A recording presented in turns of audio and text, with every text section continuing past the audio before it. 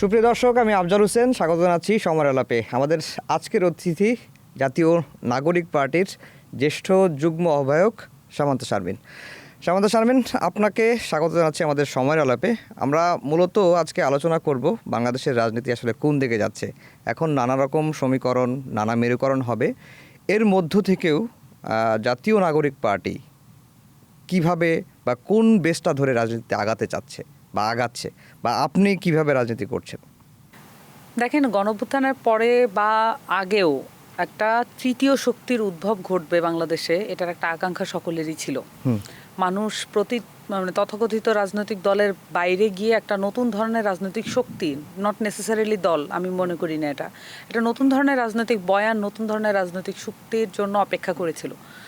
হ্যাঁ, বাংলাদেশের মানুষের একটা সেভিয়র কমপ্লেক্স আছে যে এসে কেউ তাকে উদ্ধার করবে, এ ধরনের নেতার অপেক্ষায় থাকা, এটার একটা টেন্ডেন্সি বাংলাদেশের মানুষের আছে। কিন্তু এই অপেক্ষাটা করতে করতে বাংলাদেশের মানুষের আসলে যেটা ঘটে যে তার দায়িত্ব তার নিজেরই নিতে হয়। আমরা দেখলাম যে গণঅভ্যুত্থানের পরে বাংলাদেশের মানুষ তার কর্তা সত্তা নিয়ে হাজির হয়েছে। এটা তার রাজনৈতিক কর্তা সত্তা, এবং পুরো অভ্যুত্থান কিন্তু তাদের ক্রেডিট। পরবর্তীতে আমরা দেখলাম নানানভাবে ক্রেডিটের ভাগযোগ হচ্ছে, নানান রকমভাবে ছাত্রদেরকে প্রশ্নবিদ্ধ করার জন্য মাস্টার মাইন্ড তত্ত্বের আবির্ভাব হচ্ছে। কিন্তু আমরা কিন্তু সারাক্ষণই সবসময় আমরা মাস্টার মাইন্ড তত্ত্বকে সমালোচনা করে গেছি, এবং আমরা এটা বলেছি বারবারই যে এটা জনগণের একটা ক্রেডিট, এবং তার সংগ্রাম, তার অর্জন, সংগ্রামটাও তার, অর্জনটাও তার। একইভাবে কিন্তু আমরা মুক্তিযুদ্ধকে একইভাবে দেখি যে মুক্তিযুদ্ধ একটা গণমানুষের একটি লড়াই এবং যুদ্ধ হিসেবে এটা আবির্ভাব ঘটেছিল, কিন্তু পরবর্তীতে কিন্তু সেটাকে দখল করেছিল একটি পার্টি। দেখেন, আমরা গণঅভ্যুত্থানের একদম কেন্দ্র গর্ভ থেকে আমাদের আবির্ভাব, জন্ম, কিন্তু কখনোই আমরা মনে করি না, এবং আমাদের সবার বক্তব্য আপনি একই বিষয়ে দেখবেন, গণঅভ্যুত্থান এনসিপি ঘটায়নি। গণঅভ্যুত্থান ঘটিয়েছে বাংলাদেশের মানুষ, জনগণ, এবং তার রাজনৈতিক পরিচয়ের বাইরে গিয়ে সে এই কাজটা করেছে, এবং এটা তাদেরই অর্জন, তাদের সফলতা। কিন্তু আমরা যেহেতু এনসিপি যেহেতু গণঅভ্যুত্থান থেকে উৎসারিত, তার মধ্যে থেকে আসা একটা দল, অবশ্যই তার গণঅভ্যুত্থানের কেন্দ্রিক যে আকাঙ্ক্ষা, সেই আকাঙ্ক্ষা এবং সেই যে থট প্রসেস, ওইটাই তার কেন্দ্রবিন্দুতে থাকে এনসিপি। সো এনসিপির দায়িত্ব হচ্ছে বাংলাদেশে রিফর্মের জায়গাটাকে গুরুত্ব দেওয়া, জাস্টিসের জায়গাটাকে গুরুত্ব দেওয়া। আমি একটা কথা বারবার বলি, জাস্টিস আসলে এই দুনিয়ার বিষয় না, জাস্টিস আসলে এটা দুনিয়ার বাইরের বিষয়। এটা একমাত্র সর্বময় ক্ষমতার অধিকারী যে সেই একমাত্র জাস্টিস করতে পারে। কিন্তু তারপরও বাংলাদেশে আমরা একটা দেশে থাকি, আমরা একটা রাষ্ট্র গঠন করি, এবং আমাদের পারস্পরিক একটা বোঝাপড়া থাকে, এবং আপনার সাথে আমি কিভাবে চলবো, এটার যে কন্ট্রাক্ট, এইটাই কিন্তু রাষ্ট্রের সাথে আমাদের কি সম্পর্ক, এটার একটা কন্ট্রাক্ট থাকে। তো এই কন্ট্রাক্টটা ছিল সংবিধান। তো এই কন্ট্রাক্টটা আসলে কখনোই জনমানুষের পক্ষের না। এই কন্ট্রাক্টটা ছিল সবসময় রাষ্ট্রপক্ষকে সুবিধা দেওয়া, এবং রাষ্ট্রপক্ষের দখল যার হাতে থাকবে তাকে সুবিধা দেওয়ার একটা কন্ট্রাক্ট। এবং চুক্তি ভঙ্গের যে আমাদের যে আফসোস আছে, সেইটাকে আমরা এখন রিগেইন করতে চাই। আমরা চুক্তিটা জনমানুষের পক্ষে, এবং মানুষের যে রাজনৈতিক আকাঙ্ক্ষা, যেই কর্তাসত্তা নিয়ে সে আবির্ভাব হয়েছিল, সেই কর্তাসত্তাকে আমরা একটা হাদিয়া দিতে চাই। তো আমরা মনে করি যে বাংলাদেশে এনসিপি একটা নতুন রাজনীতি দাঁড়া করাবে, এবং সেই দিকে এগিয়ে যাচ্ছে। একই সাথে তার একটা খুব বড় কমিটমেন্ট হচ্ছে বাংলাদেশের যে ঔপনিবেশিক আইন কাঠামো এবং ঔপনিবেশিক সংবিধান, এবং যেই ফ্যাসিস্ট সংবিধান, এইটাকে পরিবর্তন করে নতুন রাজনৈতিক যে যাত্রা, সেদিকে মুভ করা। আপনারা নতুন রাজনৈতিক যাত্রা বা নতুন রাজনৈতিক বন্দোবস্তের কথা বলছেন, আবার আপনারা তৃতীয় শক্তি হিসেবে আবির্ভূত হওয়ার কথা বলছেন। তো কিন্তু 5 আগস্টের পরে এই 14 মাসে সেই ক্ষেত্রে আপনারা কতটুকু সফল হয়েছেন? অনেকেই যারা বিশ্লেষণ করেন বা আপনাদেরকে যারা কাঠগড়ায় দাঁড়াতে চান, তাহলে তারা যেটি বারবারই বলেন যে এনসিপি আসলে রাজনীতিতে জড়িয়ে বা দল করে ভুল করেছে। দল না করলে হয়তো তাদের যে শক্তিটা সমাজে সেটি আরও থাকতো। আপনার কাছে কি মনে হয়? আমার কাছে অনেকগুলো জিনিস মনে হয়। আমি যদি একটু সময় নিয়ে বলি তাহলে বলবো যে আমার নিজের কাছেও মনে হয় যে রাজনৈতিক দল হিসেবে অনেক কিছু আমরা এখন করতে পারি না যেগুলো আগে হলে, যেমন ধরেন আমি আপনি প্রসঙ্গে আসার আগে আমি বলি নাহিদ ইসলামের যে লাস্ট স্ট্যাটাস, এই স্ট্যাটাসটাকে এবং তার যে বলা যে উপদেষ্টাদের অনেকে সেফ এক্সিস্ট খুঁজছেন, এই বলাটাকে কিন্তু দেখা হচ্ছে এনসিপির বয়ান হিসেবে। কিন্তু নাহিদ ইসলাম তো গণ অভ্যুত্থানের নেতা। নাহিদ ইসলামের মানে তার যে নির্যাতনের চিত্র সেটা দেখেই তো বাংলাদেশের আপামর যে মধ্যবিত্ত থেকে নিম্নবিত্ত মায়েরা তারা রাস্তায় নেমে এসেছিল তার চিত্র দেখেই। তাহলে এই যে তাকে আসলে গণঅভ্যুত্থানের নেতার বাইরে এখন শুধুমাত্র সে এনসিপির প্রেসিডেন্ট এই হিসেবে এই বয়ানটা দাঁড়া করানো হচ্ছে, কিন্তু তিনিই তো সরকারে গেছেন, ওই পুরো সময়টা তিনি ভোগ করেছেন এবং সেই সময়টায় আসলে উনি দেখেছেন চোখের সামনে কি ঘটছে। উনি এগুলো বলতে বাধ্য হচ্ছেন। এবং আমার কাছে এখনো মনে হয় যে যদি এমন হতো শুধুমাত্র রাজনৈতিক দলের তকমাটা যদি না থাকতো তাহলে আমাদের কথা অনেক বেশি ফেয়ারলি রিসিভড হতো। কিন্তু সমস্যাটা কোন জায়গায়? আমি যেটা বলি যে 5 আগস্ট অনেকগুলো ভুল হয়ে গেছে, যা বাংলাদেশে যে গণঅভ্যুত্থান পরবর্তী যে ভুল সকল রাজনৈতিক দলই করেছে, কিন্তু আমরা তো সেই সময় রাজনৈতিক দল হিসেবেও ছিলাম না।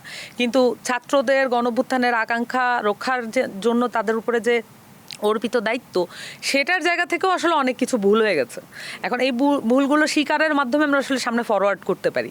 এখন নাগরিক কমিটি ছিল এক সময় পার্টি হওয়ার আগে, আবার বৈষম্য বিরোধী ছাত্র আন্দোলন ছিল। আমি তো স্পষ্টতই মনে করি যে এই দুইটা প্ল্যাটফর্মের আসলে একটা গার্ডিয়ান কাউন্সিলের ভূমিকা আসলে নেওয়ার দরকার ছিল। এখনও সেই প্রয়োজন আসলে ফুরিয়ে যায়নি।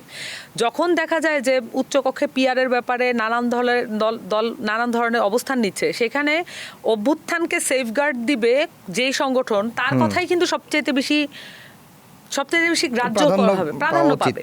কিন্তু যখন একটা রাজনৈতিক দলের কিন্তু একটা পার্ট থাকে হচ্ছে নির্বাচন। এখন যখন নির্বাচনের প্রসঙ্গটাই আসে, প্রত্যেকটি দল আসলে রাজনৈতিক স্বার্থের দ্বারা মোবিলাইজড হন। এনসিপির একটা টার্গেটও কিন্তু নির্বাচন, রাজনৈতিক দল হয়ে যাওয়ার পরে। তাহলে যখন নির্বাচনের প্রসঙ্গ আসে তখন দলীয় স্বার্থের ব্যাপারটা কিন্তু প্রাসঙ্গিক হয়ে যায়। এখন যখন আমরা কোনো কিছু বলি তখন মনে হয় যেন যে আমরা নির্বাচনের আমরা কোন দিকে যাচ্ছি না যাচ্ছি, সিটের ভাগাভাগি, ওই প্রসঙ্গগুলো মাথায় রেখে আমরা বলছি। কিন্তু আসলে ব্যাপারটা যা, আমাদের মাথা থেকে আসলে অভ্যুত্থান যায় নাই, অনেকের মাথা থেকে চলে গেছে। আমরা তো আসলে আমাদের গণঅভ্যুত্থানের সামনে সারির নেতারা আমাদের সামনে আছেন, তারা সরাসরি মানুষের মানে গুলি করে তাদেরকে যে নিহত করা হয়েছে, শহীদ করা হলো, এই পুরো মানে ঘটনাগুলো তাদের একদম সম্মুখে ঘটেছে। এইটার থেকে তাদের আসলে খুব ব্যাকে যাওয়ার কোনো চান্স নাই। এখন সেই জায়গা থেকে যখন তারা মন্তব্য করেন, এটাকে রিড করা হয় পার্টি মন্তব্য হিসেবে বা একটা নির্বাচন কেন্দ্রিক মন্তব্য হিসেবে। কিন্তু নাহিদ ইসলাম যখন বলেন যে এই অভ্যুত্থানের থেকে প্রাপ্ত জুলাই সনদ, এটা প্রফেসর ইউনূসকে দিতে হবে, কারণ সে হচ্ছে সার্বভৌম, বাংলাদেশের মানুষের সার্বভৌম ক্ষমতার প্রতিচ্ছবি, সেই জায়গা থেকে দিতে হবে। এটা একটা ফ্যাসিস্ট এলিমেন্ট যে শাহাবুদ্দিন চুপ্পু, সে দিতে পারে না। এটা যখন বলে, এটা কিন্তু কোনো পার্টি বয়ান না, এনসিপির এতে কোনো লাভ নাই। কিন্তু কোনটা পার্টির বক্তব্য আর কোনটা গণঅভ্যুত্থানের নায়কের বক্তব্য, এটা পার্থক্য কিভাবে করবে জনগণ? এটা করা খুব সহজ। এটা সহজ কিভাবে?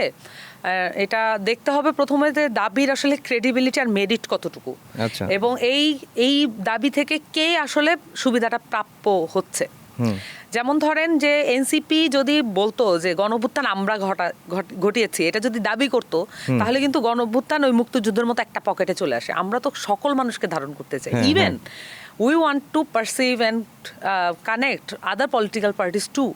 তাহলে সেই জায়গা থেকে আমরা যখন জুলাই সনদে আমরা যে 3টা দফা দিয়েছি, আপনি এই 3টার দিকে যদি লক্ষ্য করেন, একটাও কিন্তু পার্টির দফা না, পার্টির বিশেষত এক্ষেত্রে কোনো লাভ নাই। যখন আমরা বলি গণভোটে আপনি যেই যেই প্রশ্নটা রাখবেন, এই প্রশ্নটা কি, সেই প্রশ্নটা উন্মুক্ত করেন মানুষের সামনে। আমরা তো বলি না এনসিপিকে দেন, আমরা বলছি মানুষের সামনে উন্মুক্ত করে দেন। সেক্ষেত্রে তখন এই যে নোট অফ ডিসেন্টগুলো কি ওই প্রশ্নের মধ্যে থাকবে? তখন তো আমার মাথায় চিন্তা থাকে কি, একটা পঞ্চগড়ের একটা থানার একদম ওয়ার্ডের একটা লোক, একটা প্রান্তিক লোক কিভাবে এই নোট অফ ডিসেন্টের এই কারিগরি বুঝবে?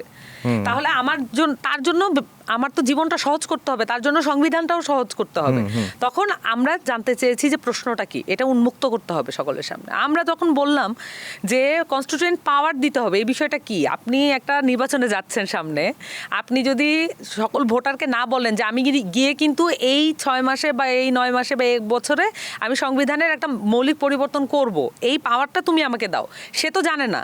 সে কিন্তু আপনাকে এই যে কারেন্ট সিস্টেম, এই সিস্টেমে ভোট দিচ্ছে কি আপনি পাওয়ারে গিয়ে তারে হয়তো ব্রিজ কালভার্ট করে দিবেন, কিন্তু সংবিধান পরিবর্তনের যে একটা গুরুত্বপূর্ণ দায়িত্ব, এটা তো ব্রিজ কালভার্টের মতো না, এরকম মানে মার তক্তা এই টাইপের তো বিষয় না। এখন বিষয়টা যেটা দাঁড়াচ্ছে যে আমরা যখন এই দাবিগুলো দেই তখন আপনি দাবির মেরিট এবং এটা কাকে সার্ভ করে, আমরা প্রত্যেকটা দাবির মধ্যে আমরা দেখতে পাচ্ছি যে আসলে মানুষকে সার্ভ করার বিষয়টা আরো বেশি জরুরি। কিন্তু 300 আসনে প্রার্থী দেওয়ার মতো যথেষ্ট যোগ্য ব্যক্তি, আপনারা তো নির্বাচন কেন্দ্রিকই কাজ করছেন, সঙ্গে জনমানুষকে সম্পৃক্ত করছেন এবং জুলাই চেতনা বাঁচিয়ে রাখার জন্য যে কাজগুলো করা দরকার সেগুলোও করছেন।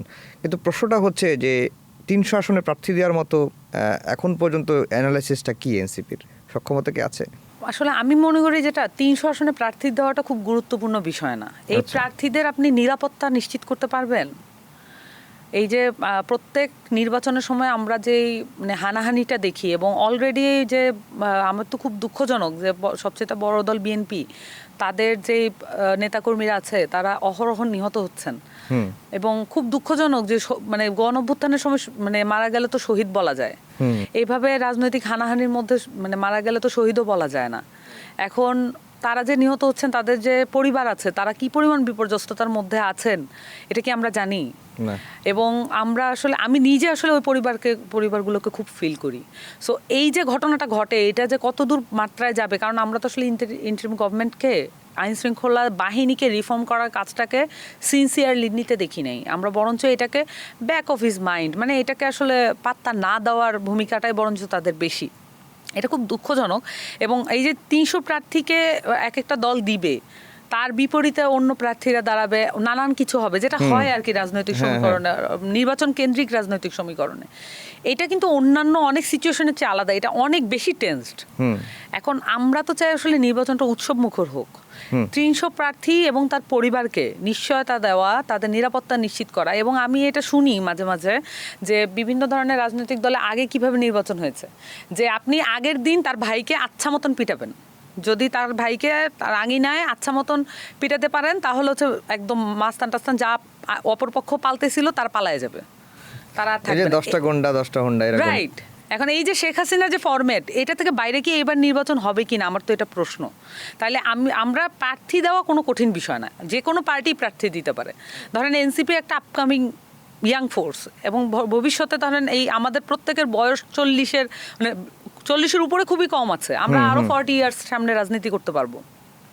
এরকম একটা শক্তির সাথে ইনভলভ হওয়ার জন্য অনেকেই আসবেন, কিন্তু ধরেন আমি তো তাদেরকে কিভাবে বলবো যে এই যে একটা ইলেকশনটা আসলে একটা গ্রেটার পলিটিক্সের জন্য হচ্ছে। আমাদের কাছে এমন মানুষ এখন আসছেন যারা আগে কখনো রাজনীতি করেন নাই, কিন্তু তারা একদম ধরেন বিদেশে পড়াশোনা করে, ওখানে মানে শিক্ষকতা করেন, অধ্যাপক, ওখান থেকে তারা এখানে চলে আসছেন এবং তারা প্রার্থী হতে চাচ্ছেন আসনে, বিভিন্ন আসনে।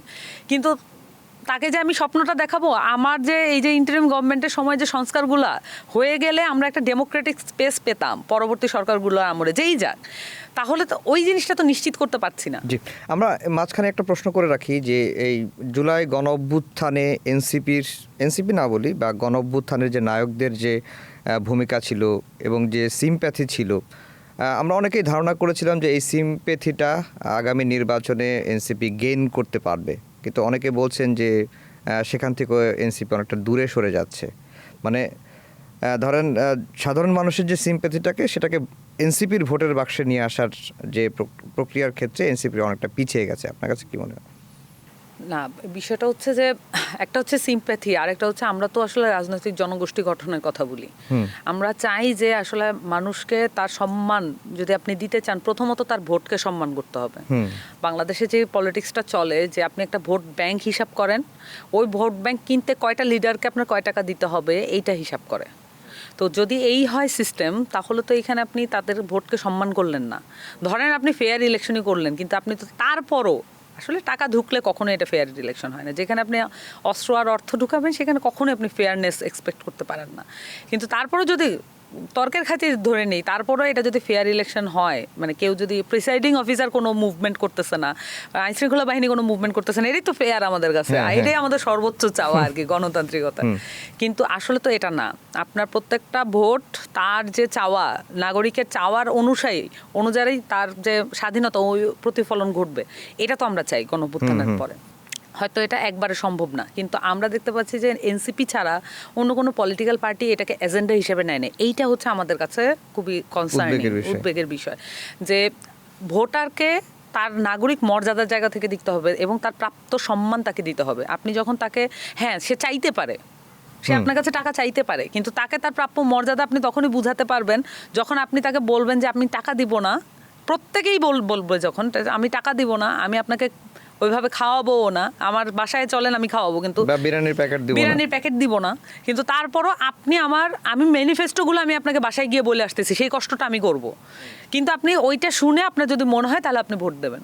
এটা কি সম্ভব কিনা আমাদের যে নির্বাচন, এই পদ্ধতিটা ইমাজিন করা সম্ভব মনে হয় না। হ্যাঁ, এটা কেউই আসলে ইমাজিন করতে পারতেছে না। কিন্তু এইটা অ্যাচিভ করার আগ পর্যন্ত গণতান্ত্রিক উত্তরণ আসলে সম্ভব না। এটা যেই পার্টি ক্লেম করুক না কেন যে আমরা গণতান্ত্রিকভাবে আমরা ভোট চাচ্ছি, এখন বিষয়টা হচ্ছে যে আমরা তো আসলে সিম্প্যাথির চেয়ে গুরুত্বপূর্ণ মনে করি ম্যানিফেস্টো এখন।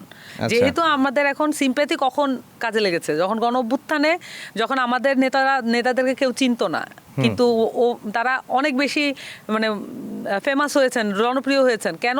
তাদের ডাকে তো মানুষ নামছে। কিন্তু এখন আসলে এই সিম্প্যাথিটার কাজ আমি খুবই অল্প মনে করি। আমি মনে করি যে এখন মানুষ এইটার গণঅভ্যুত্থানকে তো অবশ্যই মাথায় রাখবে, কিন্তু সেই সাথে তারা মাথায় রাখবে আসলে কি বলছে এবং তার কমিটমেন্ট কত দূর।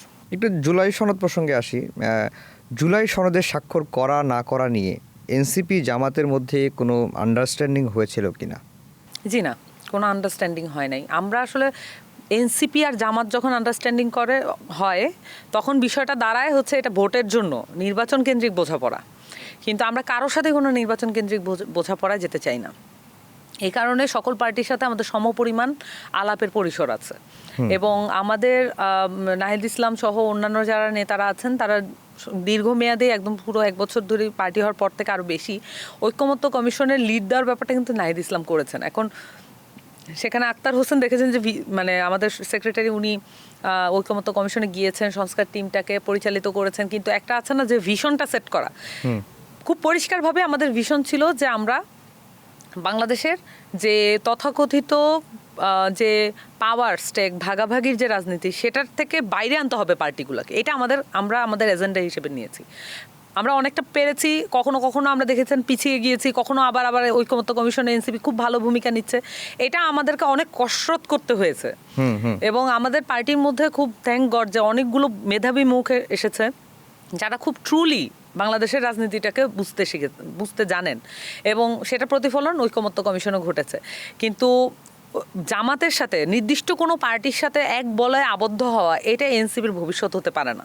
কিন্তু এনসিপিকে যদি নির্বাচনী রাজনীতির ক্ষেত্রে একটা চুজ করতে বলি, যে এনসিপি চিন্তা করবে যে কার সঙ্গে গেলে, কার সঙ্গে পথ চললে বা কার সঙ্গে জোটবদ্ধ হলে তাদের ভবিষ্যৎটাও নিরাপদ হবে এবং তাদের রাজনৈতিক অর্জনটাও সামনে আসবে, এরকম কি কোনো দল এখন পর্যন্ত আপনারা পেয়েছেন? না, পুরাতন স্ট্যাবলিশমেন্টে যারা চলবে, পুরাতন যে ব্যবস্থা আছে সেটাকে যারা টিকিয়ে রাখতে চাইবে, তাদের সাথে তো এনসিপি কাজ করা মুশকিল। আমার কাছে মনে হচ্ছে যে এখন পর্যন্ত রাজনৈতিক দলগুলোর সেই সাংবিধানিক এবং রাষ্ট্রীয় ভিশন কাজ করছে না, যে একটা বাংলাদেশ রাষ্ট্রটা আসলে কেমন হতে পারে ভবিষ্যতে। এটা একটা শক্তিশালী রাষ্ট্র। আপনি ধরেন বিভিন্ন ধরনের যে আমাদের গ্লোবাল পলিটিক্সে বিভিন্ন ধরনের ইস্যু আসে, সেখানে আপনি গুরুত্বপূর্ণ ভূমিকা রাখবেন। এটা কিন্তু এক সময় এমন হয়েছে যে সার্ক গঠনের মাধ্যমে জিয়াউর রহমান কিন্তু প্রেসিডেন্ট জিয়াউর রহমান উনি কিন্তু একটা গুরুত্বপূর্ণ জিওপলিটিক্স একটা গুরুত্বপূর্ণ ভূমিকা রেখেছিলেন। তো আমরা ওআইসিতে আছি, আমরা মানে ইউএনএ আছি, কিন্তু আমাদের ভূমিকাটা কি? আমরা তো একটা শক্তিশালী রাষ্ট্র হিসেবেই গঠিত হইনি। তো বারবার বলেছি, আবারও বলছি যে আমাদের ফরেন পলিসি সহ আমাদের ইন্টারনাল স্ট্রাকচার যদি দেশের শক্তিশালী না হয় এবং গণতন্ত্রকে আমরা যদি আসলে মানে অ্যাকচুয়ালাইজ করতে না পারি, তাহলে আসলে এটার থেকে প্রাপ্ত ফসল আমরা কেউই ঘরে নিতে পারবো না। এটা আমরা নিজেদের মধ্যে মনে হয় যেন বাংলাদেশে অনেক কিছু ঘটে যাচ্ছে। আপনি যদি বিশ্বের মানচিত্রে এটার একটা প্রভাব হিসেবে দেখেন, এটা কিছুই না। বাংলাদেশে যেটার হয় এটার একটা কিছুই না প্রভাব থাকে। একমাত্র একটা ঘটনা, সেটা হচ্ছে গণঅভ্যুত্থান। অনেক বছর পরে বাংলাদেশকে একটা মানে স্বপ্নের দেশ হিসেবে আবির্ভাব ঘটালো এবং সেটার পরবর্তীতে আরও কয়েকটা দেশ দেখা গেল যে সিমিলার কন্ডিশনে তারা গণঅভ্যুত্থান ঘটাচ্ছে। এখন আমার কাছে মনে হয় যে এই যে আমাদের চেষ্টাটা ছিল এই ঐক্যমত্য কমিশনের আর্গুমেন্ট এবং আমাদের মাঠের প্রেশার এবং আমাদের বক্তব্য সব কিছুর মধ্যে দিয়ে একটা গ্রেটার রাজনীতি, একটা বড় পলিটিক্সকে মানুষকে স্বপ্ন দেখানো এবং রাজনৈতিক দলগুলোকে আসলে স্বপ্ন দেখানো। তারা বেশি আটকে পড়েছে তাদের। তাহলে এনসিপিকে কখনো জামাতের দিকে, এনসিপিকে কখনো বিএনপির দিকে, এটা ঠেলে দেয় কেন? না, এইটা তো আসলে পারসিভ রিয়েলিটি, মানে যেটা হচ্ছে বাংলাদেশের একটা ন্যারেটিভ। এই মনে হলো এনসিপি জামাতের দিকে চলে গেছে, এই মনে হচ্ছে এনসিপি বিএনপির দিকে চলে যাচ্ছে। এটা করে জানেন, আমি বলি আপনাকে, এটা রাজনৈতিক পক্ষ এবং দল ছাড়াও কিছু অরাজনৈতিক, মানে যারা আপনি সামনে দেখবেন না, তারা পিছনে এক ধরনের কলকাঠি নাড়েন, তারা এই ন্যারেটিভগুলো প্রচার করেন। এখন তাদের তো আসলে রাজনৈতিক যেহেতু ফেস নাই, মানুষ মনে করে কি যে তারা একটা আনবায়াসড ফেয়ার জায়গা থেকে বলছে। কেউই এখানে আনবায়াসড ফেয়ার জায়গা থেকে মন্তব্য করেন না। প্রত্যেকেরই দেখা গেছে যে নানান পকেটে বিভিন্ন দলের সাথে যোগাযোগ আছে।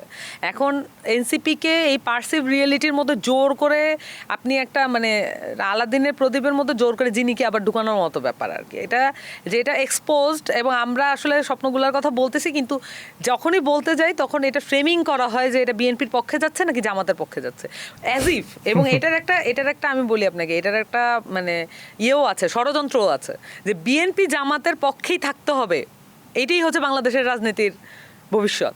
কিন্তু এটা কোনো না কোনো এক জায়গায় যেতে হবে। এটা হচ্ছে আমাদেরকে এক ধরনের মেসেজ দেওয়া হচ্ছে, আমরা এই মেসেজ গ্রহণ করলাম না আর কি। আমরা যেটা মনে করি যে আমরা একটা নিজস্ব একটা রাজনীতি আমরা দাঁড়া করাচ্ছি। হ্যাঁ, এটা হয়তো অনেকের জন্য এখনো পরিষ্কার হয় নাই, আমরা ধীরে ধীরে পরিষ্কার করার চেষ্টা করছি। সময় লাগে তো, একটা দল বানাতে সময় লাগে। তবে 1 বছরে বা 5-7 মাস তো দলটার বয়স হলো, যতটুকু অ্যাচিভ করেছে আলহামদুলিল্লাহ আমরা সন্তুষ্ট, উইথ এ মানে হিন্ট অফ যে সল্ট, যে আমরা আসলে পুরোটা এখনো করতে পারিনি এবং কন্টিনিউয়াসলি আমরা চেষ্টা করে যাব। কিন্তু মানে গত কয়েকদিন আগে সাম্প্রতিক সময়ে জামাতের সেক্রেটারি জেনারেল একটা বক্তব্য দিয়েছেন যে আপনারা জন্ম নেওয়ার পরপরই বাপের সঙ্গে পাল্লাপাল্লি দিচ্ছেন। মানে অনেকেই বলেন যে আপনারা একসময় মানে জামাতের পেছনে লাগেন, একসময় বিএনপির পেছনে লাগেন। মানে এই জামাতের সেক্রেটারির কথার সূত্র ধরেই একটু জানতে চাই। প্রথমত কে কার পিছনে লাগছে এই জিনিসটা, মানে একটা হচ্ছে যে রাজনৈতিক দলগুলোর নিজেদের বোঝাপড়া, আর একটা হচ্ছে যে বিচার আর সংস্কার, এই দুটো গুরুত্বপূর্ণ ইস্যুকে যদি এটার পিছনে লাগা হয় সেটা তো আরো বড় অপরাধ। একটা হচ্ছে ধরেন যদি ধরেও নেন যে আমাদের পার্টির বয়ানটা যেটা, এটা হচ্ছে পিছনে লাগা, এটা যদিও পিছনে লাগা না, এটাকে খুব সুনির্দিষ্টভাবে ব্যাখ্যা করা হয়েছে যে জামাত তার দলীয় ইস্যুকে বাংলাদেশে, তার দলীয় স্বার্থে বাংলাদেশের রাজনীতিতে প্রভাব খাটানোর চেষ্টা করেছে এবং ঐকমত্য কমিশনে আলোচনা চলাকালীন তারা বাইরে যে মাঠের প্রেশার, সেটাকে এমন একটা ফ্রেমিং করেছে যে উচ্চকক্ষে পিয়ার না, পুরো 2 কক্ষেই পিয়ার লাগবে। হ্যাঁ, এটা কিন্তু একটা ধোঁকাবাজি, এটা করা যায় না। আপনি যখন পিয়ারের আলাপটা আসছে, সবাই কিন্তু ঐক্যমত হচ্ছে আস্তে আস্তে, কিন্তু যখন কাছাকাছি ঐকমত্যের কাছাকাছি, তখন যখন একটা দলীয় দাবিকে হুট করে এটার মধ্যে ঢুকানো হয়, এটা তো প্রথম দিকে এজেন্ডাভুক্ত ছিল না। আপনারা দেখবেন সেই সময়, আমরা কিন্তু সে সময়ও বলেছি। এখন আমরা যখন আগেও যে কথাটা বলেছি, হয়তো এটা কারো সামনে অত গুরুত্ব দিয়ে নোটিস করে নাই, তখনও আমরা এটার বিরোধিতা করেছি যে দলীয়ভাবে এভাবে কোনো এটা গ্রেটার পলিটিক্সকে কোনো জায়গায় নেয় না। এখন আপনি যে মন্তব্যের কথা যেটা বললেন, এক্ষেত্রে আমি বলি আপনাকে যে আমরা তো আসলে, হ্যাঁ, আমরা নতুন জেনারেশন, আমরা এগুলো স্বীকার করি, আমাদের অনেক ভুলভ্রান্তি হয়, আমরা চেষ্টা করি, এগুলো আমরা কন্টিনিউয়াসলি বলি। আমরা কিন্তু কোনো সময়ে এটা বলি নাই যে আমরাই সর্বোচ্চ, যা বলছি এটাই, কিন্তু অন্যান্য দলগুলোর মধ্যে এটা দেখবেন। বিশেষত যখন এমন হয় যে আমরা আমাদের জেনারেশনকে টার্গেট করে এই মন্তব্যগুলো করা হয়, এটা খুব দুঃখজনক। এবং সেই জায়গা থেকে হ্যাঁ, আমাদের যে আগের জেনারেশন, আমাদের বাপ চাচাদের জেনারেশন, তাদের একটা পলিটিক্স ছিল, কিন্তু ওটা তো ওয়ার্ক করে নাই। আমরা ব্যর্থ বলতে পারি, নানান ধরনের ব্যাখ্যা বিশ্লেষণ বলতে পারি, কতটুকু সফল মাত্রা করতে পারি, কিন্তু ওটা আসলে সফল হয় নাই। কিন্তু পরবর্তীতে তাদের যে ভাইস্তা, তাদের জেনারেশন এবং তাদের ছেলেদের জেনারেশন, তারা কিন্তু পলিটিক্সে এটা করে ফেলতে পেরেছে। এখন আমরা যেটা মানে মনে করি যে হ্যাঁ, যারা আগের জেনারেশন, তাদেরকে আমরা তাদের রাজনৈতিক যে প্রজ্ঞা, তাদের যে এতদিনের অভিজ্ঞতা, এগুলোকে শ্রদ্ধা সম্মান করি, কিন্তু আমরা এটা জানি যে কোন চাচাকে আসলে আবু জেহেল বলতে হয়। তারা হয়তো মনে করে তাদের নাম আবুল হাকিম, কিন্তু আমরা জানি যে কার নাম আবু জেহেল, এবং সময় মতো যখন আমরা এটা বলে দেই তখন হচ্ছে আমাদের উপরে নেমে আসে নিপীড়ন।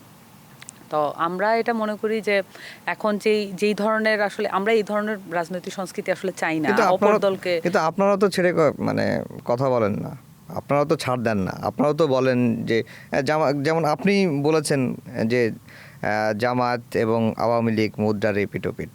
কারণ জামাত তো একটা এখনকার সময়ে সবচেয়েতে কি বলবো ক্ষমতার কাছাকাছি আছে, বা তাদের একটা মানে তারা এখন সেকেন্ড পার্টি হিসেবে নিজেদেরকে মনে করছে, এবং তারা এই গত 15-16 বছরে আওয়ামী লীগের আমলে তো নির্যাতিত হয়েছে, তাদের নেতাদেরকে অনেকে ফাঁসিতে দেওয়া হয়েছে নানা রকম মামলার কারণে, বিচারের প্রক্রিয়ার মধ্য দিয়ে। তো তাদেরকে আপনি আওয়ামী লীগের সঙ্গে তুলনা করছেন। দেখেন, এটা একটু ব্যাখ্যা করি আমি। ওইখানেও কিছুটা ব্যাখ্যা ওখানেও আছে, যেভাবে এসেছে সেখানে ব্যাখ্যা আসে নাই, ফটোকার্ডে ব্যাখ্যা যায় না, এটা আপনারা সেই কারণে ব্যাখ্যাটা জানতে চাইলাম। এখন ওইখানে আসলে পুরো সাক্ষাৎকারটা একটা ব্যাখ্যা ছিল যে আমরা অতীতে দেখেছি যে জামাতের যে মিস্টেক সেটা হচ্ছে 71। এখন আমরা যা দেখতে পেয়েছি যে আওয়ামী লীগ সবসময় এটাকে এই কার্ডটা শো করতো যে আমরা যদি না থাকি বিকল্পকে জামাত আসবে, এবং বিএনপি আর জামাতের সাথে 4 দলীয় জোটে একসাথে একীভূত হওয়াটা এটা হচ্ছে বিএনপির একটা মিস্টেক ছিল, এটা এখন বোঝা যাচ্ছে। কিন্তু মানে বিএনপি সেখান থেকে বেরোবে কি, তার আগেই তো আসলে জামাত এই পুরো 24-এর ন্যারেটিভটা আসলে তার পকেটে দখল করার জন্য এক ধরনের যে প্রচেষ্টা চালাচ্ছে।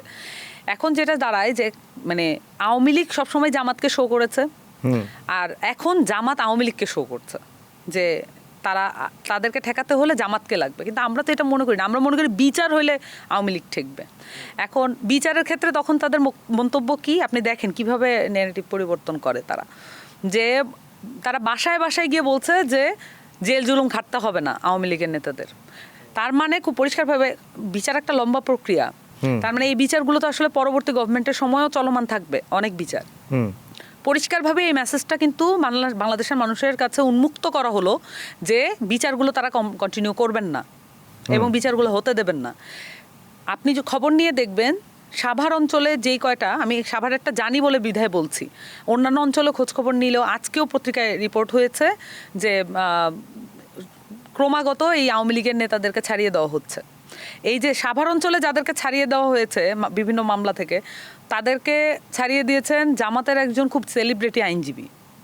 এবং আবার অন্যদিকে বলা হচ্ছে যে আপনাদের সম্পদ সবচেয়ে বেশি, ময়মনসিংহের একজন জামাতের নেতা উনি বলছেন আপনাদের সম্পদ সবচেয়ে বেশি, কোনো ক্ষয়ক্ষতি হবে না যদি জামাত হেফাজতে থাকবে। আবার শুরুতে যদি মনে করে থাকেন জামাতের আমির, উনি মন্তব্য করেছেন ফ্যাসিস্ট বলা উনি পছন্দ করেন না। আমরা আওয়ামী লীগকে দেখিয়ে রাজনীতি করতে চাই না, আমরা আওয়ামী লীগের একটা সমাধান চাই। আমরা আওয়ামী লীগের সকল নেতাকর্মী যারা 15 বছরের যত জুলুমের সাথে মানে যুক্ত ছিল সকলের বিচার চাই। এবং ইভেন আমি আপনাকে এটা বলি যে যদি গণরুমে কোনো ছেলেকে আহত করে থাকে কোনো ছাত্রলীগ নেতা, সেই অতটুকু ঘটনার বিচার আপনাকে করতে হবে, এতটুকু মানে সদিচ্ছা আপনার থাকতে হবে। পরিষ্কারভাবে বোঝা যাচ্ছে যে ওই ছোট ঘটনা তো দূরে থাক, তার শিবিরের নেতাটা মানে হয়তো আহত হয়েছিল, সেই বিচার তো সে চাইই না। যেগুলো মামলা হয়েছে অলরেডি সেই মামলাগুলোকে তারা বন্ধ করে দিবে একসময়, এটা বোঝা যাচ্ছে। এটা কি ভোটের জন্য, আওয়ামী লীগের ভোটের জন্য তারা আওয়ামী লীগের ভোটটা চান, এবং এটা তারা যেদিন থেকে সার্কুলেট হওয়া শুরু করেছে, আমি জানি না টাইমিংটা মিস হয়ে গেছে কিনা, কিন্তু তারপরও যেদিন থেকে আমি দেখছি যে ওই আলাপগুলো আসছে তার 2 দিন আগেই আমি ওই মন্তব্য করেছিলাম, কিন্তু মানে কালকে এটা প্রাসঙ্গিক হিসেবে হয়তো সবাই দেখেছেন। কিন্তু আমার কাছে আমি পুরো ঘটনাটা বললাম। এখন আওয়ামী লীগকে দেখিয়ে একদিকে জামাত রাজনীতি করবে যে আওয়ামী লীগকে ঠেকানো সবচেয়ে বড় অস্ত্র হচ্ছে জামাত, আবার জামাত আওয়ামী লীগের ভোট টানার জন্য প্রত্যেকটা বাড়িতে বাড়িতে গিয়ে তাদের সম্পত্তির যে হেফাজতকারী তারা এই মেসেজ দিয়ে আসতেছে। এখন আপনি বলেন যে এই ধরনের একটা দ্বিচারিতা, এটাই তো তাদের মানে তাদের একমাত্র চরিত্র আসলে এই দ্বিচারিতার মধ্য থেকেই বোঝা যায়। তো সেই জায়গা থেকে মানে আমরা তো কমিটমেন্ট করেছি বিচার এবং সংস্কারের জায়গা থেকে। এইখানে যারাই আবার এই ক্ষেত্রে কিন্তু একমাত্র যে জামাত অংশগ্রহণ করছে তা কিন্তু না। অনেক সময় দেখা যায় যে এটা আমরা পূর্বেও দেখেছি, আওয়ামী লীগের সময়ে বিএনপির যত মানে অনেক ব্যবসায়ীদের ব্যবসাটা ছিল হচ্ছে আওয়ামী লীগের নেতার কাছে, এইটা দিয়ে সে তার ফ্যামিলিকে সেভ করেছে, এরকম ঘটনা আছে। আবার এখন আওয়ামী লীগের ব্যবসায়ীর ব্যবসা হচ্ছে সেফটি দিচ্ছে বিএনপি নেতারা। এগুলো কিন্তু লোকাল পর্যায়ে আমরা ঢাকায় বসে খুব একটা মানে স্যাচুরেটেড লেন্স দিয়ে এটা দেখতে পাবো না। এটা আসলে দেখতে হলে আপনার তৃণমূলের খবরটা নিতে হবে। তাহলে এই যে দুইটা দলই এই ম্যাসিভ মিস্টেকগুলো করছে, এইটা কি আমরা একটা দল, আমরা রাজনৈতিক দল হয়ে গিয়েছি বলে কি আমরা এই সমালোচনাগুলো করতে পারবো কি পারবো না, এই সিদ্ধান্তে আমাদের আসতে হবে। আপনারাও কেন এই পলিটিক্সে যাচ্ছেন না? আমরা কোন ভোট লাগবে না? বুঝি নেই। আপনাদের ভোট লাগবে না? আমি প্রশ্নটা মনে হয় বুঝতে পারতেছি না। মানে বিএনপি জামাত তারা আওয়ামী লীগের ভোট নেওয়ার জন্য যে কৌশল, যেমন জামাতের কথা বললেন যে তারা বাড়ি বাড়ি যাচ্ছে, তাদের সম্পত্তি বা তাদের রক্ষার দায়িত্ব নিচ্ছে, জামিন করার ব্যবস্থা করতেছে, বিএনপি ঠিক সেম কাজটাই করছে। তো আপনাদের তো সামনে নির্বাচন করবেন, ভোটের কৌশলে কি তাদেরকে আপনারা বাদ দিয়ে রাখতেছেন আওয়ামী লীগের ভোটারকে? আওয়ামী লীগের ভোটার বলে তো কিছু নাই। আমি আপনাকে বলি এটা ট্র্যাপড হয়েছে এই যে আওয়ামী লীগের যে বাসায় বাসায় যাচ্ছে, এটা কিভাবে ঘটনাটা শুরু হয়েছে আপনি যদি দেখেন। মাঝখানে এই কিছুদিন আগেই, মাসখানেক আগেই বিএনপির অনেক বুদ্ধিজীবী বলা শুরু করলেন, অ্যাক্টিভিস্টরা বলা শুরু করলেন আওয়ামী লীগের ভোট ব্যাংকটা কোথায় যাবে, আওয়ামী লীগের ভোট ব্যাংকটা কোথায় যাবে, অনেকেই এটা বলা শুরু করছে। তারপরে আসলে এই জিনিসটা কাজে লাগছে তো জামাতের। তো এই যে প্রশ্নটা যখন এসছে তারপরে জামাতের লোকজন বাড়ি বাড়ি যাওয়ার একটা মানে কি বলে লেজিটিমেট গ্রাউন্ড পাইলো। তো কিন্তু বিষয়টা হচ্ছে আমি তো মনে করি না আওয়ামী লীগের ভোট ব্যাংক বলে কিছু আছে। আওয়ামী লীগের যেটা আছে যে মনে করে যে আওয়ামী লীগ তাদেরকে কিছু জায়গায় রক্ষা করতে পারবে, রক্ষাকর্তা, ওই যে জামাতকে শো করলে। তো এই যে রক্ষাকর্তা, তাকে যদি আপনি সেফটি দেন, সিকিউরিটি দেন, তার নাগরিক মর্যাদা দেন, সে যদি কোনো অন্যায়কারী না হয়, তারপরে যদি তাকে আপনি সামাজিকভাবে তাকে হেনস্থা না করেন এবং সে যদি অন্যায়কারী হয় তাকে প্রপার জাস্টিসের মুখোমুখি করেন, তাহলে তো এখানে এই সমস্যাগুলো হয় না। যখন এটা আওয়ামী লীগের ভোট ব্যাংক কিভাবে দাঁড়ায়, যখন হচ্ছে জামাত এখানে বা বিএনপি জামাত তারা যদি ভুল মেথড ফলো করেন, কিভাবে রাজনীতি করতে হয় এটা ভুল মেথড ফলো করেন, তখন হচ্ছে তারা এই সুযোগটা পান যে এটা আওয়ামী লীগের ভোট ব্যাংক। কিন্তু আপনি প্রত্যেকটা পার্সনকে আপনি আলাদা আলাদা করে আপনি দেখেন, কেউ যদি কারো যদি কোনো মামলা থাকে তাকে আপনি জাস্টিসের আন্ডারে করে দেন, তাকে হাওলা করে দেন আদালতের। আর যার যদি কোনো ধরনের অন্যায় না করে থাকে, যদি একমাত্র তার ব্যবসাটা বাঁচানোর জন্য, পরিবারটা বাঁচানোর জন্য যুবলীগের নাম লেখাইতে হয়েছে, এরকম মানুষ আছে না? আওয়ামী লীগ তো এই কাজটা করছে। সো এটা যদি করে থাকে তারপরে দেখেন বিভিন্ন কমিটি দখল করছে, যারা কমিটি দখল করছে তারা অন্যায়কারী, তাদেরকে অবশ্যই আমি বারবার বলছি, এটা আগেও বলছি যে এখনো বলতেছি, রিকনসিলিয়েশনের আপনার প্রসেসটা চালু করতে হবে। কিন্তু আওয়ামী লীগ এটা করতে দিতে চায় না, মাইন্ড ইট, এটা আওয়ামী লীগ করতে দিতে চায় না।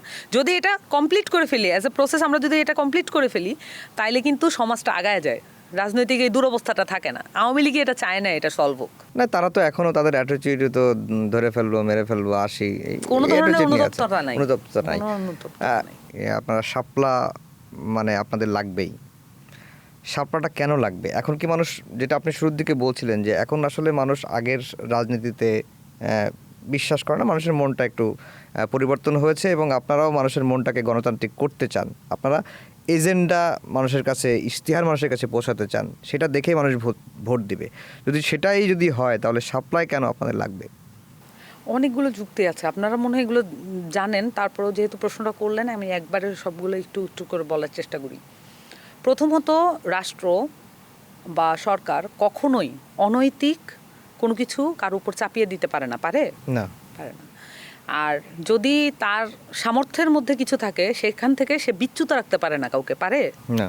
ওকে, তাহলে আমরা ধরেন আমরা শাপলা চাচ্ছি না, ধরে নেন আমরা শাপলা চাচ্ছি না, কিন্তু অন্যদিকে ঘটনাটা কি ঘটছে আপনি দেখেছেন যে জাতীয় লীগ নামের একটি রাজনৈতিক দল হিসেবে এরা নিবন্ধন পেয়েছে, তাদের মার্কা কি? লাঙল। আচ্ছা, এখন লাঙল মার্কা আর কার ছিল আগে?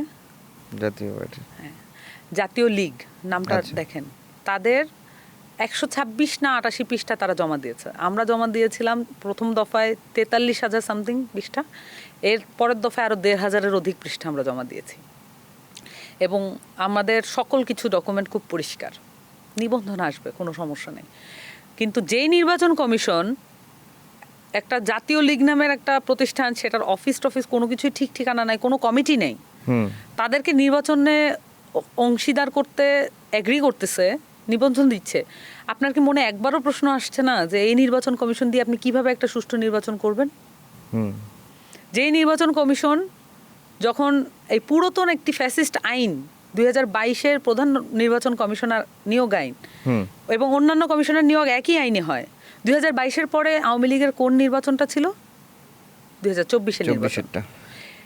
বাংলাদেশের ইতিহাসে কি 2024-এর 7ই জানুয়ারি ইলেকশনের চেয়ে ভয়াবহ দিন বাংলাদেশের মানুষের জন্য আর কোনোটা ছিল? না।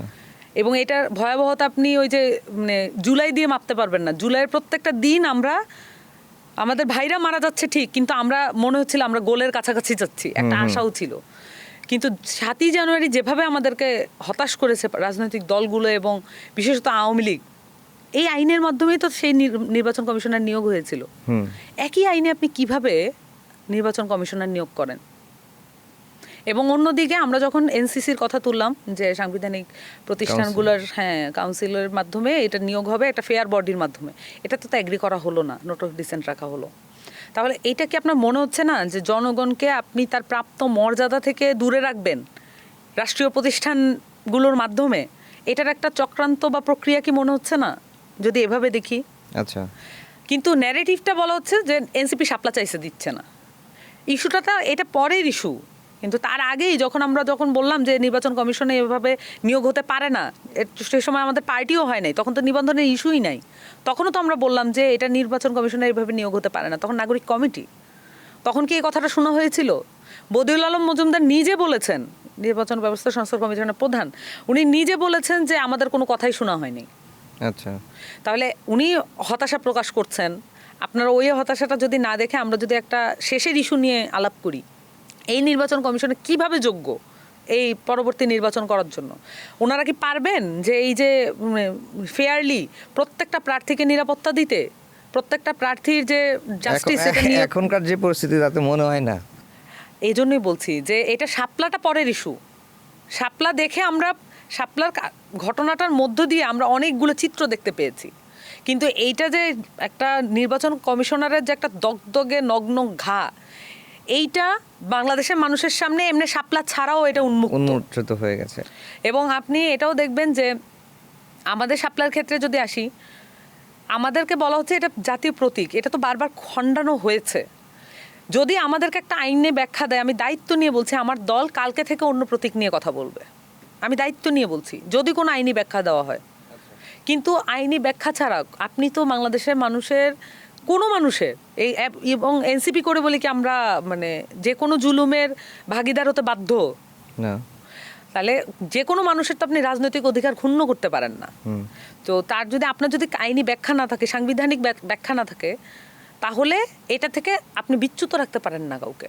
আমাদের সময় একেবারে শেষ, অনেকক্ষণ ধরে কথা বলছি যে বিএনপি চাচ্ছে তারা আগামীতে ক্ষমতায় যাবে, বা তারা ধরেই নিয়েছে যে আমরা ক্ষমতায় যাব জনগণ ভোট দিলে। জামাতও তাই একই ধরনের পজিশনে আছে। এনসিপির পজিশনটা কি? আমরা নতুন ধরনের রাজনীতির কথা বলছি, আমরা পরিবর্তন এবং দায়িত্বশীলতার রাজনীতির কথা বলছি। আমরা বাংলাদেশের মানুষের প্রতি আমাদের লং টার্ম কমিটমেন্ট আছে। আমরা হয়তো ধীরে ধীরে হতে পারে, কিন্তু যৌক্তিকভাবে আমাদের কাজ হচ্ছে বাংলাদেশটাকে একটি শক্তিশালী রাষ্ট্রে এবং শক্তিশালী জাতিতে পরিণত করা। এবং সেই জায়গা থেকে আমরা কাজ করে যাব। এবং আমাদের এনসিপির যে পরিকল্পনা, এটা কখনোই নির্বাচন কেন্দ্রিক, ক্ষমতা কেন্দ্রিক নয়। আমরা যদি সম্ভব হয়, আমরা যদি মনে করি সব কিছু ওকে আছে, তাহলে আমরা নিজেদের যে সক্ষমতা সেইটাকেই আমরা পরখ করে দেখতে চাই। আমরা নিজেদের সক্ষমতার জায়গা থেকে আমরা পরবর্তী নির্বাচনে অংশগ্রহণ করব, এবং নির্বাচনটা এই ক্ষেত্রে মুখ্য হয়ে দাঁড়াবে না, মানে নির্বাচনের যে ক্ষমতার ভাগাভাগি এটা মুখ্য হয়ে দাঁড়াবে না। এবং সেই সাথে আমরা জানি বাংলাদেশে অনেকগুলো গণতান্ত্রিক দল আছে যারাও আমাদের মতোই মনে করেন ক্ষমতার ভাগাভাগি এটা তাদের রাজনৈতিক দলের উদ্দেশ্য নয়। তাদের সাথে আমাদের এক ধরনের মতাদর্শিক জোট এবং আমাদের নির্বাচনকালীন জোট হতে পারে। তো আচ্ছা। সেই ক্ষেত্রে আমরা মনে করি যে দুইটা দিকেই এরকম দল আছে এনসিপি নাকি যেতে পারে। বাংলাদেশে? হ্যাঁ, অনেক দলই আছে যাদের এই কমিটমেন্ট, একটা লং টার্ম কমিটমেন্টের জায়গা থেকে তারা হয়তো ছোট, আপনাদের বিএনপির মতো এরকম বড় দল। এখন আমি আরেকটা জিনিস বলি, আমার কাছে মনে হয় যে রাজনৈতিক দলগুলোর আসলে অপেক্ষাকৃত ছোট হওয়া দরকার। আচ্ছা। আমার কাছে মনে হয় যে বড় দল মেনটেন করা একটা রাজনৈতিক দলের জন্য অনেক বেশি বার্ডেন, এবং সেই জায়গা থেকে এই বড় দলগুলো মেনটেন করতে গেলে অনেক অন্যায়ের মুখোমুখি হতে হয়, অনেক অন্যায় করতে হয়, যেগুলো আসলে রাজনৈতিক দলগুলো মানুষের কাছে আর গ্রহণযোগ্যতা থাকে না। এটার একটা বড় সমস্যা পোহাচ্ছে কিন্তু আমাদের রাজনৈতিক যে বড় বড় দলগুলো আছে। তো এইখান থেকে বের হওয়ার একটা উপায় হচ্ছে প্রথমত বড় দল হিসেবে নিজেদেরকে জাহির না করা, অহংকার না করা, বরঞ্চ এটা একটা সমস্যা হিসেবে চিহ্নিত করা। বড় দল মানেই যে সে ভালো পলিসি দিবে, ভালো রাষ্ট্র চালাবে, এটার কোনো মিনিং নেই। আমার তো দরকার নাই যে মসজিদ কমিটির ইমামকে পর্যন্ত আওয়ামীকরণ করার, মসজিদ একটা স্কুলের কমিটি পর্যন্ত আমার বিএনপিকরণ করার, আমার তো এগুলো প্রয়োজন নাই। মানুষ তার একটা স্কুল কমিটিতে, কলেজ কমিটিতে তারাই থাকবে যারা শিক্ষা অনুরাগী, তারাই থাকবে, তার রাজনৈতিক পরিচয় যাতে মুখ্য না হয়।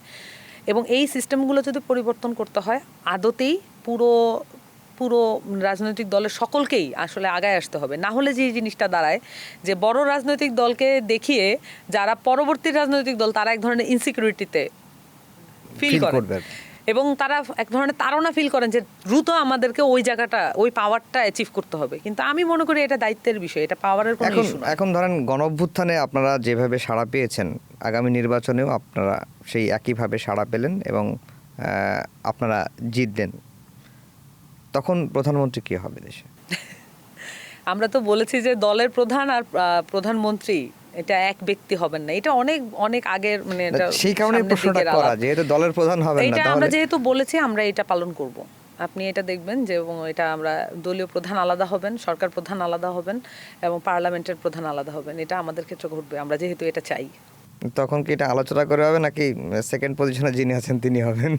এটা যেহেতু নতুন একটা বিষয় হ্যাঁ, ঘটতে নতুন যাবে, একটা তখন concept। এটা যেহেতু মনে হচ্ছে অবস্থা দৃষ্টে অন্যান্য পলিটিক্যাল পার্টিকে দেখে মনে হচ্ছে এটা মনে হয় আমাদেরকেই করতে হবে প্রথম করতে গিয়ে আমরা হয়তো সেই সময় আলাপ আলোচনা এবং সুবিধা অসুবিধার ভিত্তিতে এটা করব, তবে এটা আমরা করব অবশ্যই, আমাদের কথা আমরা রাখবো। সামান্ত শারমিন, আপনাকে অসংখ্য ধন্যবাদ, অনেক কষ্ট করে দীর্ঘক্ষণ আলাপ করলাম আমরা।